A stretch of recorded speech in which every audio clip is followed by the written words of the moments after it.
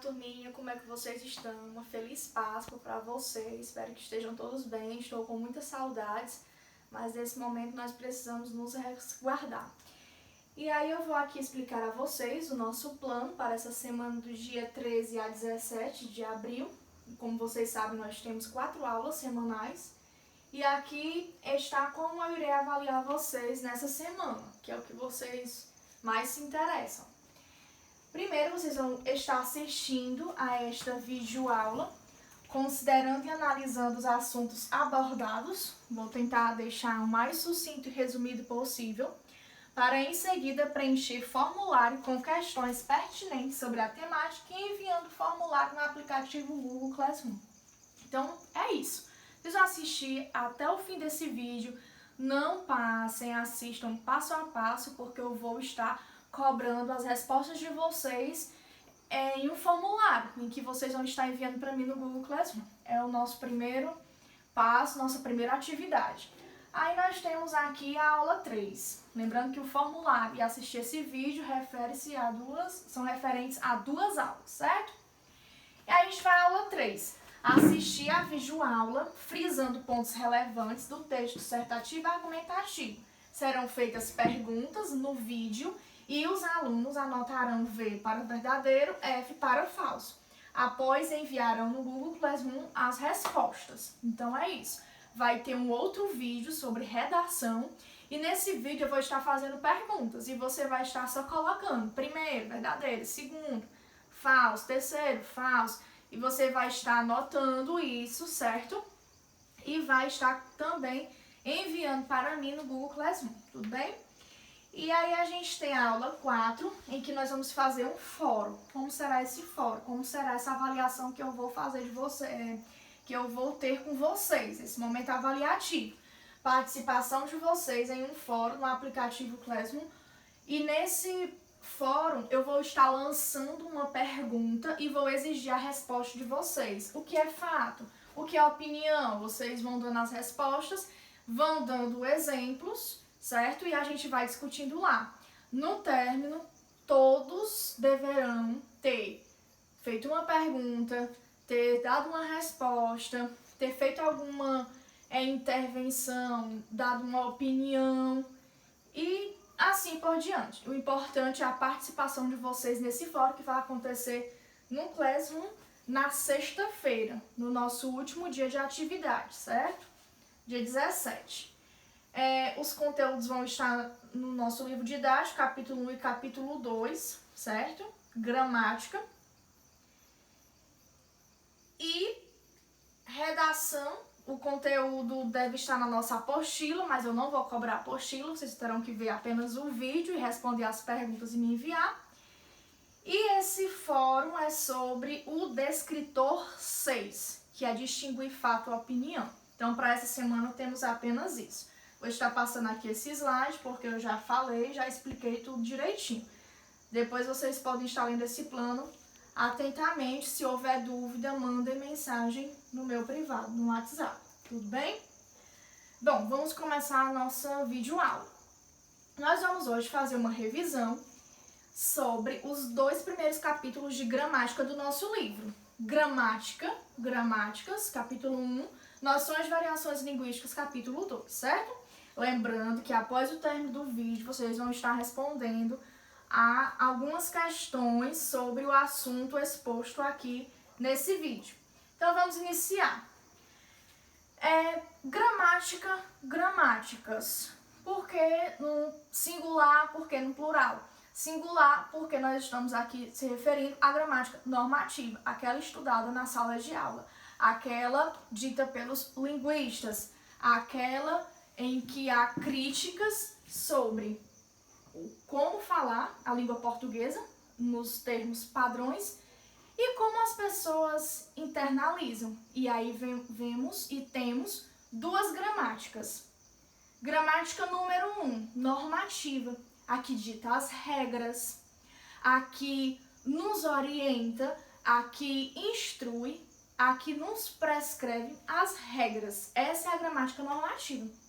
E temos de outro lado a gramática internalizada, que é aquela que os falantes da língua absorvem e internalizam. A gente estuda, nós sabemos a nossa língua portuguesa, mas no momento, no cotidiano, em situações diversas, nós podemos estar utilizando a língua como a gente achar adequado. Então, são duas coisas que eu quero que vocês deixem fixas aí na cabecinha de vocês, que é a gramática descritiva, aquela que vai descrever as situações diversas do cotidiano da gente, por isso que ela é internalizada, porque é como o falante se expressa, como o falante absorve a língua e ele usa, que às vezes distorce um pouco da gramática normativa, que é a mesma prescritiva, aquela que vai prescrever as regras. Aí eu coloquei aqui as outras 3 gramáticas, porque não existem só essas duas. Aqui é só para vocês conhecerem que tem a gramática histórica, aquela que é diacrônica e estuda a língua de acordo com a história. A gente sabe que antigamente não se fala como se fala hoje, então os tempos vão passando, vai se modernizando e a gramática também acompanha isso.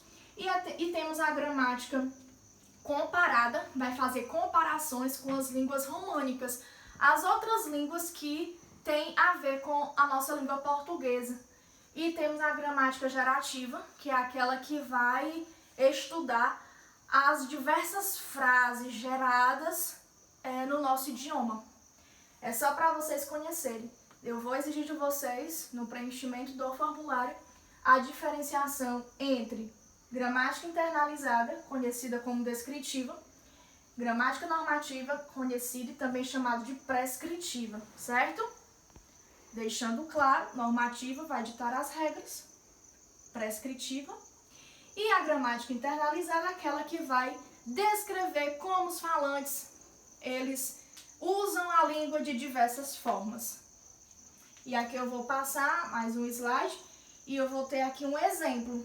Olhem, por obséquio, retire a côdea do pão, que é o mesmo que favor, tira a casca do pão. Vocês podem observar que nós temos 2 extremos, gramática normativa, nessa parte superior, no exemplo, e aqui a gramática internalizada, que é exatamente como os falantes em suas relações, em suas situações cotidianas, utilizam a língua. Passando aqui mais um slide, a gente tem os níveis de linguagem ou as variedades linguísticas. Bem, a língua, ela apresenta aí níveis de linguagem. A gente tem a língua, também chamada variedade culta, tanto faz eu dizer língua culta ou variedade culta, ou língua coloquial popular e variedade coloquial popular. Quando a gente vê esses termos, facilmente a gente consegue distingui-los, né? Culta, como o próprio nome já diz, é a maneira culta, é a maneira, digamos, adequada, em que está de acordo, né, e adequado com a gramática.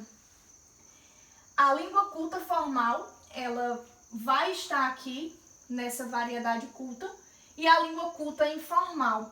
Bem, a língua culta formal, ela está nos livros de direito, nas leis, em situações da escrita da língua portuguesa em que se exige o maior uso da formalidade.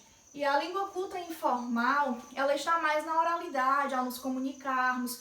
Os repórteres, os jornalistas, os professores em salas de aula, eles utilizam bastante a língua culta informal, certo? Então, fique claro, culta formal é mais utilizada na escrita e a língua culta informal é mais na oralidade, nas conversações do dia a dia. E aí a gente tem a língua variedade coloquial popular, que é aquela linguagem que não se preocupa muito com a gramática, aquela linguagem que ou não usa nada da gramática ou usa pouca coisa da gramática. E aí vem as expressões populares, as expressões idiomáticas, cada macaco no seu galho, é um exemplo. As gírias, muito comum na linguagem dos jovens, então está encaixada aqui na variedade coloquial popular. E aí a gente tem a adequação e inadequação linguística. Por quê? Porque não existe falar certo, não existe falar errado. Existe situações adequadas para certa linguagem, tudo bem? A adequação vai variar muito nesses 6 fatores aqui. A relação falante-ouvinte, vamos imaginar que o falante seja um adulto e o ouvinte seja uma criança. Então a linguagem ela tem que ser acessível para que a criança possa compreender. Situação de comunicação. Eu estou comemorando o aniversário de alguém da minha família, ou então estou num momento fúnebre em que a linguagem ela tem que ser diferenciada por conta da situação, que também é diferente. O assunto, há assuntos em que exigem um maior grau de formalidade e há assuntos que não são tão importantes. Por exemplo, falar de futebol com um colega meu, falar de novela com uma amiga minha, eu posso utilizar um linguajar mais à vontade. Agora vamos imaginar que o assunto que eu vou tratar com um aluno ou com alguém da minha família sobre uma notícia triste, sobre uma situação que aconteceu de ruim, o assunto é delicado, então a linguagem vai ter que se adequar ao assunto. Aí a gente tem um ambiente, imagine que você está na igreja, na missa, por exemplo, e a sua sandália quebra, o salto, ou você tropeça, alguma coisa. E aí, droga, você está dentro da igreja. Então não é a linguagem apropriada para um ambiente religioso. Só um exemplo. A intencionalidade. A linguagem depende da intenção que se quer alcançar. Exemplo, você quer repreender alguém, você quer elogiar, você quer criticar, você quer que a pessoa reconheça o erro. Então, dependendo da sua intenção, você vai usar uma linguagem diferenciada. Ou geralmente o marido, quando quer agradar a mulher, qual é o tipo de linguagem que ele usa? Diferente da linguagem quando ele está zangado com o esposo. Depende da intenção. O gênero textual.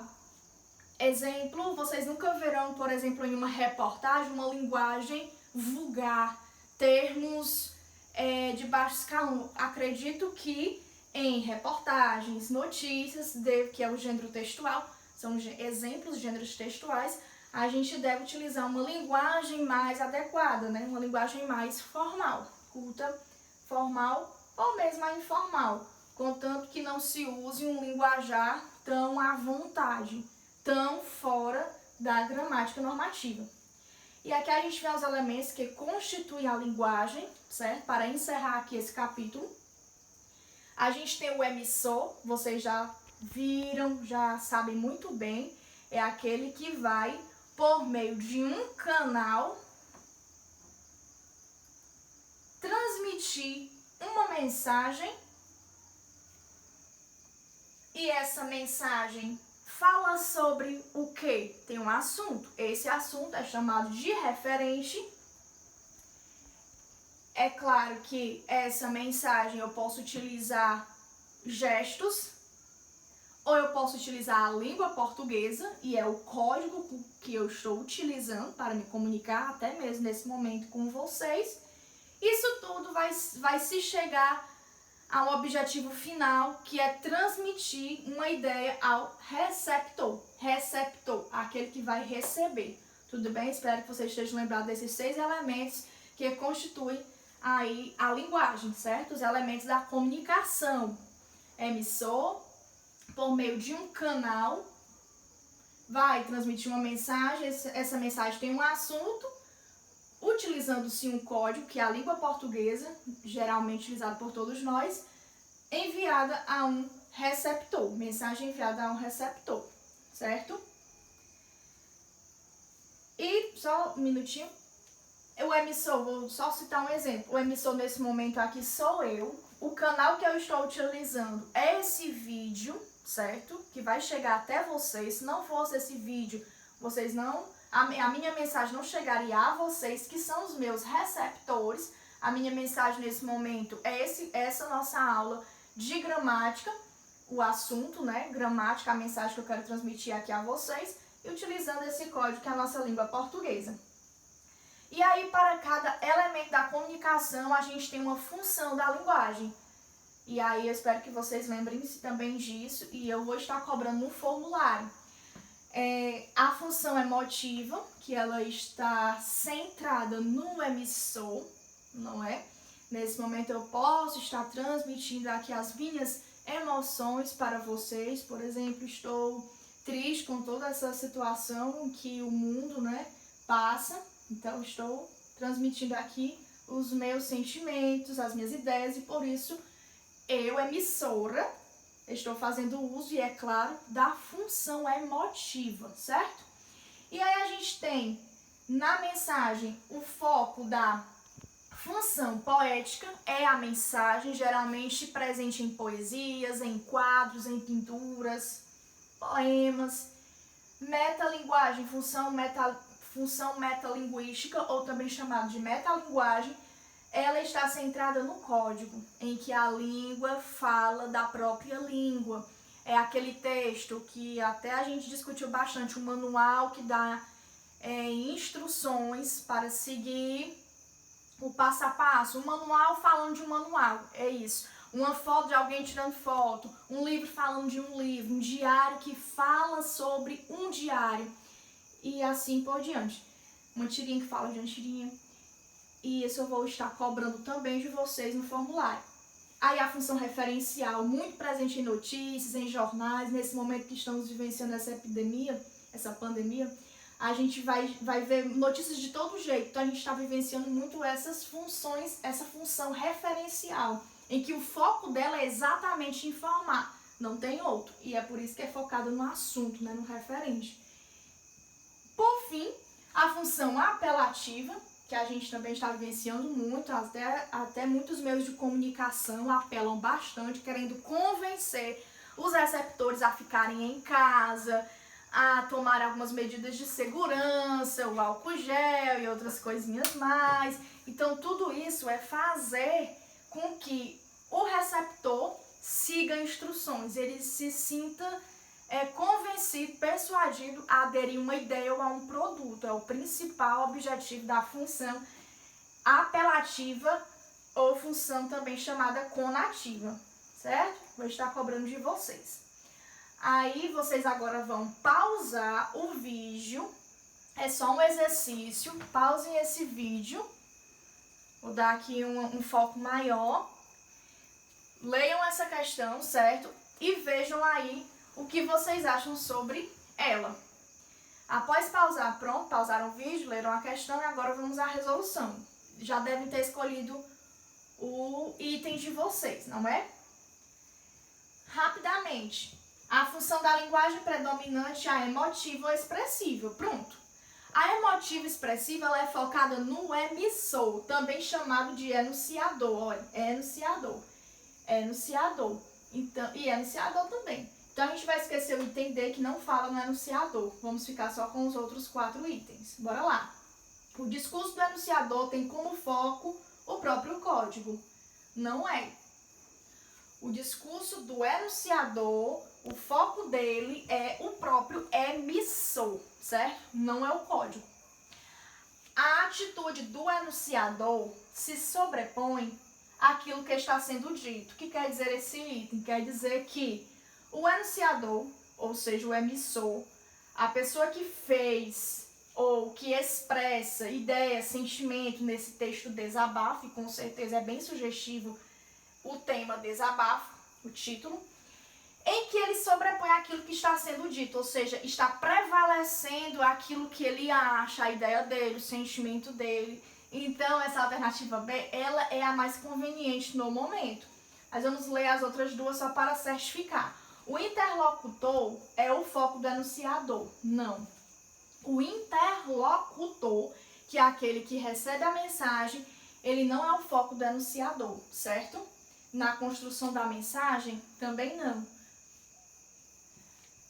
O referente é o elemento que se sobressai em detrimento dos demais, também não. Não é um referente, até porque o referente é a função referencial, e esse texto não tem nada de informativo, ele tem mais de emotivo. Então, a gente vai ficar com a alternativa B, que é realmente a alternativa correta.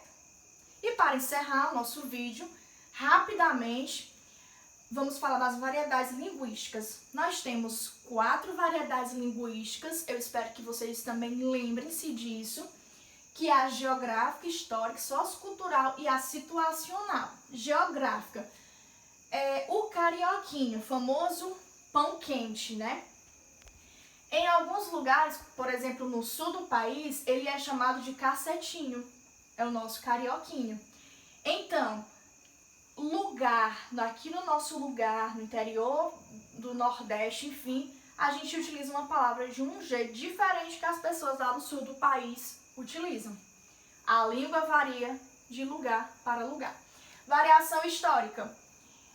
A língua, ela se transforma de acordo com a história. Essa história de dizer completavam primaveras, as meninas completavam as primaveras, essa é uma expressão antiga, bem arcaica, que hoje nem se usa mais. Então, a língua, ela varia de acordo com a história. Não se fala antigamente como se fala hoje, certo? Espero que vocês lembrem-se disso também. Sociocultural, a gente vê que tem aqui a junção de 2 palavras, né? Sociocultural. Então, a língua vai variar de acordo com a cultura da pessoa, o meio social que ela está inserida. Uma pessoa que mora na capital, a gente observa que a linguagem que ela utiliza é um pouco diferente da linguagem de uma pessoa que habita, né, no interior, que mora no interior. Então, vai depender do nível sociocultural. Isso também, não só o nível sociocultural, mas a idade, o sexo da pessoa. Uma criança fala diferente de uma pessoa adulta. As mulheres, elas falam diferente dos homens. Uma pessoa que estudou muito fala diferente da pessoa que não estudou tanto. E assim por diante. E a situacional, para a gente encerrar, vem da palavra situação, em que a língua vai variar de acordo com a situação. Exemplo, um médico em seu consultório, a linguagem que ele utiliza é bem diferente, com certeza, da linguagem que ele utiliza em casa, com a esposa, com os filhos. Então, dependendo da situação que a gente vive, nós vamos utilizar aí a linguagem de maneira bem diversificada, tá certo? Espero que vocês tenham compreendido. Se não tiverem compreendido, façam perguntas no PV. Assistam o vídeo todo, se possível assistam 2 vezes para a gente recompor aí o que nós perdemos nesse período e estamos perdendo ainda, certo? E respondam com responsabilidade ao formulário e me enviem, certo? Então, qualquer dúvida, me chamem no PV e eu espero que eu tenha ajudado vocês e assistam o vídeo 1 vez, 2, quantas vezes forem necessárias. Um beijão!